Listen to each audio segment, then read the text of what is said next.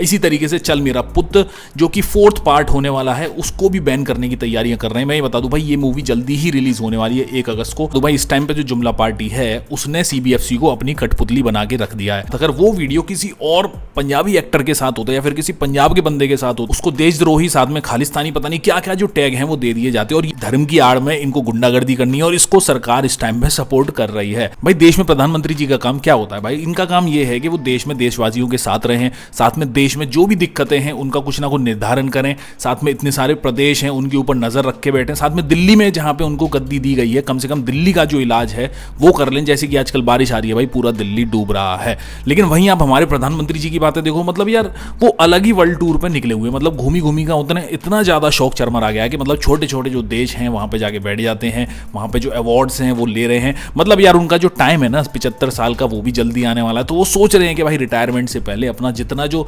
Retirement का जो fund है उससे मजा ले लिया जाए। मतलब देश में तो इतनी प्रॉब्लम है यार वो सॉल्व होने से रही, इसीलिए भाई वो दिल्ली में उनके जो पैर हैं वो ज्यादा दिन टिकते नहीं है। अभी हाल फिलहाल में मैं ये बता दूं भाई वो यूके के टूर पर चले गए हैं। अभी कुछ दिन पहले ही वो अफ्रीका की कुछ कंट्रीज का टूर करके आए थे, पता नहीं क्या क्या अवार्ड ले गए थे। और इसीलिए जो सीएम जो है पंजाब के भगवंत मान, उन्होंने भी उनके ऊपर काफी करारा कमेंट किया था कि छोटे छोटे देशों में घूमते हैं जहां की आबादी इतनी नहीं है, जहां पे 140 करोड़ लोग रहते हैं, वहां की इनको किसी भी तरीके की कोई खबर नहीं है। पता नहीं कौन कौन से कंट्री, मग्नेशिया, गलवेशिया, तरवेशिया, पता नहीं कहां कहां जा रहे हैं, जहां 140 करोड़ बंदा रह रहा है वहां रह नहीं रहे वो। तो भाई मोदी जी दोबारा से जो है टूर पर निकल चुके हैं और इस बार जो दूसरी कंट्री जिसमें वो टूर के लिए जाने वाले हैं वो है मालदीव्स। भाई मालदीव्स एक ऐसा देश है जिसके खिलाफ भक्तों ने एक बहुत बड़ी मुहिम छेड़ दी थी एक टाइम पे। वो ये कह रहे थे कि हम यहाँ पे कभी नहीं जाएंगे, इस देश को हम बर्बाद कर देंगे, हमारे से इकोनॉमी वहाँ की चलती है, ये है वो है फलाना ढिमाका। अब भाई भक्तों का जो IQ है वो तो सबको पता है भाई, नेगेटिव में वो रहता है, उनको तो किसी भी तरीके की जियोपॉलिटिक्स की कोई इन्फॉर्मेशन है नहीं। लेकिन आज की डेट में अगर मैं ये बता दूं, मोदी जी खुद मालदीव्स में जाके वहाँ पे गेस्ट बनेंगे, साथ में अवार्ड वगैरह भी लेके आएंगे। मतलब आने वाले टाइम में ऐसा भी हो सकता है कि भाई एक दिन मोदी जी टर्की भी चले जाएं, साथ में भक्त पाकिस्तान भी चले जाएं, साथ में पाकिस्तान की जो बिरयानी है ना हो सकता है वो भी किसी दिन खाने चले जाएं, क्योंकि भाई भक्तों की जो मेमोरी है ना वो बहुत ही ज्यादा वीक है। वो ये भूल जाते हैं कि भाई एक टाइम पे हमने इस देश को इतनी गालियां दी थी और आज दोबारा से दोस्ती चल रही है। लेकिन बात आती है पाकिस्तान के नाम से प्रॉफिट कमाने की, तो भाई अजय देवगन या फिर मैं कहूं जुबान केसरी ने अपनी जो ओनरशिप है WCL में ले रखी है और उसके बाद वहां से वो अच्छा खासा प्रॉफिट कमा रहे हैं। साथ में पाकिस्तान की जो उसमें जर्सी है ना उस पर ईज माई ट्रिप की भी ब्रांडिंग हो रखी है। मैं ये बता दूं भाई अगर वो वीडियो जो कि शाहिद अफरीदी का है अजय देवगन के साथ, अगर वो वीडियो किसी और पंजाबी एक्टर के साथ होता या फिर किसी पंजाब के बंदे के साथ होता जो कि नामी ग्रामी है, उसको देशद्रोही साथ में खालिस्तानी पता नहीं क्या क्या जो टैग हैं वो दे दिए जाते और ये भी कह दिया जाता कि इसका जो इंडियन पासपोर्ट है वो रिवोक कर दिया जाए।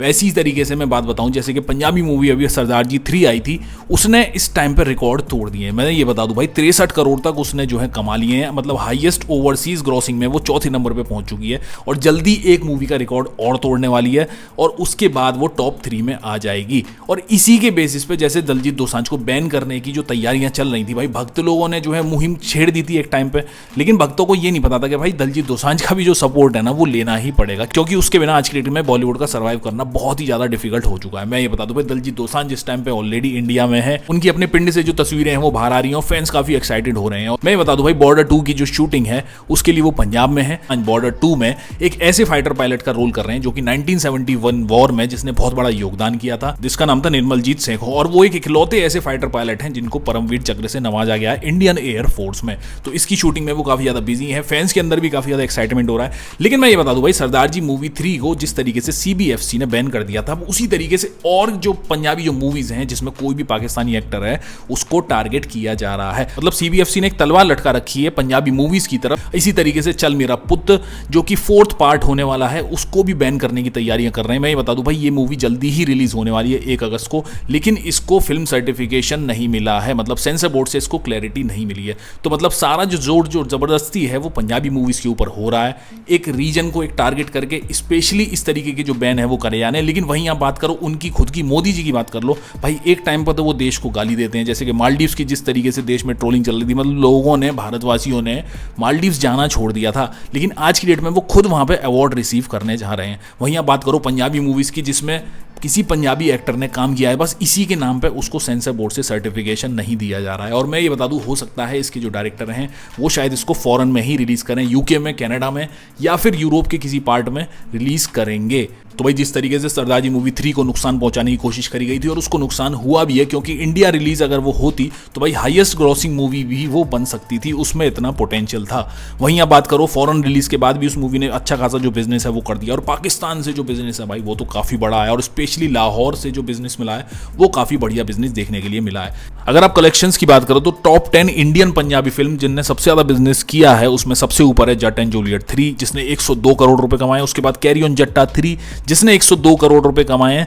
उसके बाद मस्ताने जिसने 73 करोड़ रुपीस कमाए। उसके बाद है सरदार जी 3 जिसने 63 प्लस जो करोड़ हैं वो ऑलरेडी कमा लिए हैं। तो उम्मीद करी जा रही है कि मस्ताने को ये जल्दी ही क्रॉस कर देगी और एक टॉप 3 की जो रेस है उसमें वो आ सकती है। और मैं ये बता दूं भाई चल मेरा पुत भी टॉप 10 की लिस्ट में आती है, 54 करोड़ रुपीस उसने कमाए हैं। अगर मैं बता दूं चल मेरा पुत 4 के ऊपर अगर इस तरीके से दोबारा बैन लगाया गया इंडिया में तो भाई उसको भी एक बड़ा जो लॉस है वो हो सकता है, और ऐसा हो सकता है कि दोबारा से वो पाकिस्तान में रिलीज हो और एक बड़ा जो बिजनेस है उसको वहां से देखने के लिए मिलेगा। तो भाई इस टाइम पे जो जुमला पार्टी है उसने सीबीएफसी को अपनी कठपुतली बना के रख दिया है। अब सीबीएफसी वही मूवी को पास करता है जिसकी उसे परमिशन दी जाती है। अगर वो मूवी उनके प्रोपेगेंडा को सेटिस्फाई करती है तो वो रिलीज होती है, अगर वो नहीं करती तो उसे बैन कर दिया जाता है। और मैं ये बता दूं आज के टाइम पे जो सीबीएफसी के जो अध्यक्ष हैं स्पेशली वो पंजाबी मूवीज को टारगेट करने की कोशिश कर रहे हैं, क्योंकि भाई पंजाब में जो जुमला पार्टी का जो सपोर्ट है वो नहीं दिया जाता और वो देना भी नहीं चाहिए, क्योंकि जिस तरीके से उनकी आवाज को दबाने की कोशिश करी जाती है। जैसे कि आप पंजाब 95 के सीन में देख लो भाई, पंजाब 95 सीन में 127 कट उस मूवी में लगा दिए गए हैं और उसको रिलीज करने की बात करी जा रही है, जबकि उसके डायरेक्टर ने खुद ये कह दिया है कि अगर इतने कट्स लगाए गए तो भाई मूवी ही खत्म हो जाएगी। और पंजाब 95 एक ऐसी मूवी है जिसको रिलीज होने ही देना चाहिए था, साथ में उसको फॉरेन के जो फिल्म फेस्टिवल्स हैं उसमें से भी निकाल दिया गया है। तो एक सेलेक्टिव जो टारगेटिंग है वो सीबीएफसी की तरफ से देखी जा रही है और इसका जो सपोर्ट है वो पूरी तरीके से दिल्ली से आ रहा है। इस टाइम पे जो रूलिंग पार्टी है वही ये सब करवा रही है। वहीं आप बात करो भाई पाकिस्तान में स्पेशली जो है ये मूवीज बैन होनी चाहिए थी, लेकिन पाकिस्तान में खुले तरीके से इसका सपोर्ट किया जा रहा है। लेकिन वहीं मैं बात करूं क्रिकेट की या फिर किसी और बिजनेस की, जैसे आप देख लो कि भाई जय शाह को इस टाइम पे आईसीसी का चेयरमैन बना दिया गया है इंडिया की साइड से। उसके ऊपर जो फॉरेन के जो जर्नलिस्ट हैं वो खुद कमेंट ये कर रहे हैं कि भाई इस बंदे में ऐसा क्या ही टैलेंट है जो कि इसको आईसीसी में लगा दिया गया है। इसका रीजन ये है कि भाई वो इंडिया के होम मिनिस्टर का बेटा है और इसीलिए उसको इतना सारा सपोर्ट दिया जा रहा है और उसका जो बिजनेस है वो अपनी जगह चल रहा है। मैं ये बता दूं भाई क्रिकेट जो मैचेस हैं वो होने वाले हैं।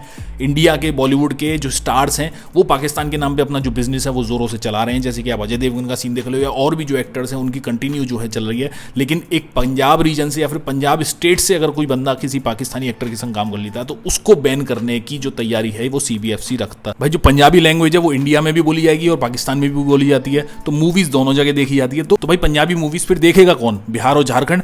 भाई पंजाबी जो मूवीज हैं वो बनती ही पंजाबी लैंग्वेज बोलने वालों के लिए हैं, चाहे वो दुनिया में कहीं भी बैठे हुए हों। लेकिन उन्हीं को ही सेलेक्टिव टारगेट क्यों करा जा रहा है? बॉलीवुड का बिजनेस अपनी जगह चलता रहेगा, क्रिकेट का जो बिजनेस है वो भी अपनी जगह चलता रहेगा, लेकिन पंजाब से अगर कोई बिजनेस करना चाहता है जो कि पंजाबी लैंग्वेज में मूवी बना के रखना चाहता है उसको पूरी तरीके से रोक दिया जाएगा। उसको खालिस्तानी और देशद्रोही वाले जो शब्द हैं ये सब बोले जाएंगे। इसी के साथ कावड़ वालों की जो बदमाशी है वो खत्म होने का नाम नहीं ले रही है। वो लोगों को अलग अलग तरीके से धमकाने की, मारने की, पीटने की जो कोशिश है वो जगह जगह कर रहे हैं। लेकिन अगर आप उनकी भक्ति अगर आप देख लो ना तो आपको समझ में आ जाएगा कि भाई इनकी भक्ति कितनी गहरी है। मतलब इनके जो कांवड़ जा रहे हैं इनमें नाच गाना, जोर जोर से लड़कियों के साथ नाचना, पूरा नंग जो प्रदर्शन है जैसे कि किसी बार में होता है या फिर कहीं नाच गाने जैसे चलते हैं जैसे कि कोई रिलीजियस कार्यक्रम है ही नहीं, उस तरीके से मजाक बना के रख दिया है। मतलब अपने धर्म का ये पूरी तरीके से मजाक बनाने की कोशिश कर रहे हैं। अगर आप इनके कांवड़ों में देखो भाई डांस के इवेंट हो रहे हैं, लड़कियां बुला के नचवाए जा रहे हैं, नशे चल रहे हैं, कोई भांग का रहा है, कोई कुछ भी कर रहा है। मतलब पूरी तरीके से जो नशेबाजी या फिर इवेंट, एक मौज मस्ती का जो इवेंट है ना वो चल रहा है। भाई इसमें कुछ भी तपस्या जैसी कोई भी चीज नहीं है,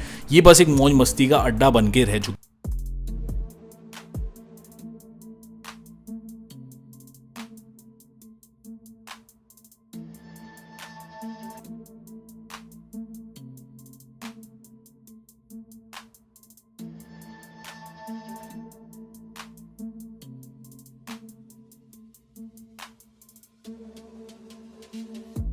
अगर आप ध्यान से देखोगे तो आपको समझ में आएगा कि भाई इनका जो धर्म है वो किस तरीके से काम करता है। जो धार्मिक जो ड्रामा है वो पूरी तरीके से रचा जा रहा है। धर्म की आड़ में इनको गुंडागर्दी करनी है और इसको सरकार इस टाइम में सपोर्ट कर रही है। नाच गाने, नशे, दारूबाजी रोडों पे इनकी खुलेआम चल रही है। पुलिस भी इनको रोक नहीं पा रही है। पुलिस तो उल्टा भाई इनके पैर वैर दबा रही है। तो आप सोचो कि भाई देश में ये हालत हो चुकी है इस टाइम पे प्रशासन की, पुलिस वालों की।